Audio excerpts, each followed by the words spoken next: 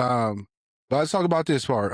AB, the mind frame. Growing up, it's all ideals. Like, okay, I'm getting to the NBA. My goal is to get in the NBA. I want to be in the NBA. Uh, your path take you down a different road. You still hooping. So what's like the ultimate goal of it now? Like, do you know if there's like a shut off time, or is it still that ultimate goal? Like, just let me get a tryout. I want to get a tryout with a team. What's that? What is that like? It's a good question. Yeah, you're right. The mind frame as a kid is make the NBA. Like that's the dream. We hear people talk all the time who is in the NBA. Like kids dream of that. But like I said, being real with y'all, it was my sophomore year of high school when I knew like, damn, the NBA might not be for me. And that was shout out Jay Good, Jordan Goodwin. I think he played for Phoenix Suns. He was in high school, and I was like, oh, this is what the NBA looks like. Yeah. Like I could tell, like in high school when he was 15 years old, like he going to the league. And sure enough, he'd been in the league for a good 4 or 5 years. So I knew that was the case. But now I was like, okay, if I came to the NBA, I could still get paid money. I could still be a professional basketball player. So that dream was always there. Now I say, COVID happened in 2020. So I graduated 2019. So yeah, my dream I thought was done with because, everything shut down. Kept hooping, kept working, and the confidence. It's so big in basketball. Mm-hmm. You can have all the skill set, the whole nine, be able to shoot. If you don't got confidence when the game time comes, it doesn't matter. You gotta believe in yourself. Yeah. You gotta believe, you gotta take a chance with yourself. You gotta believe in yourself. That's like the big thing. It's like now my mindset, you ask me what my mindset is, like now, when do you know? This is cliche, but when people say you just know when it's time, you do. Like my time's not right now, but I can feel it creeping. Yeah. I'm more so focused now to just have my journey and story inspire, the younger generation. If you better yourself, but you got to put the work in. Got to put the work in. But if you better yourself, plus do the work, your dreams can come true, and you can inspire people. And really, it just takes one to change somebody's life. So that's my new mindset on that. Dope. That's fire. That is fire.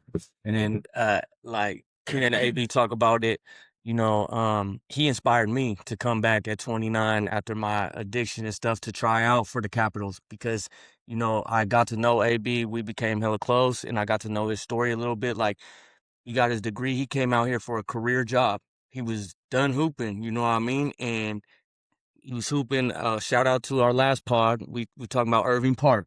So AB was out there, Irving Park, best run in the city, best outdoor run in the city, and he was killing people. And some of the local guys got to know him. They said, "Hey, come play in the men's league," and it just kept going.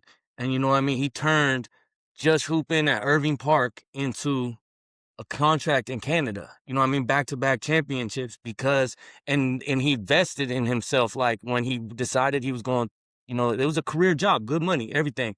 He turned that down. He's like, I'm gonna go all into my body. He lifts harder than anyone, he trains harder than anyone. Like this dude's in the gym. You know what I mean? He earned what he got, and that was inspiring to me. So if you're a kid watching it, you know what I mean? It don't matter how big you are, it's about the reps, it's about the time, it's about the commitment.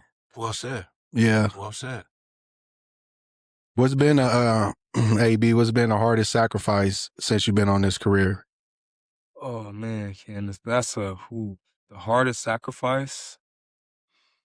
And I pick a 1A, 1B. You can. All right. I think the first one is the family time. Being in Canada the last 2 years, I'm gone 6 months out the year. Let alone like so my family live in Illinois, but my station is Oregon. So I'm missing holidays, I'm missing birthdays, anniversaries. The older you get, the more those things mean, at least for me personally. So having to miss those are tough. That's a mental toughness, a mental battle people don't really discuss about. People play basketball away from their family. It's hard. 'Cause all you can get is FaceTimes, phone calls, texts. Let alone, you happen to be on the time difference, which I was. So now you got to think about time change and communication. So I think that's 1A. I would say the hardest thing sacrifice. 1B, man, for real, I think it have to be like relationships, like friendships, relationships. It's hard when you're going, like I said, you just gone. So it's hard to establish, unless you got people like, right here where I got real dogs, real homies that understand just because I'm gone or away for a long time don't mean I still don't rock with y'all to stay. It don't mean that when I come back, I'm gonna link with y'all. So yeah, I think that's the hard thing to sacrifice too is those friendships.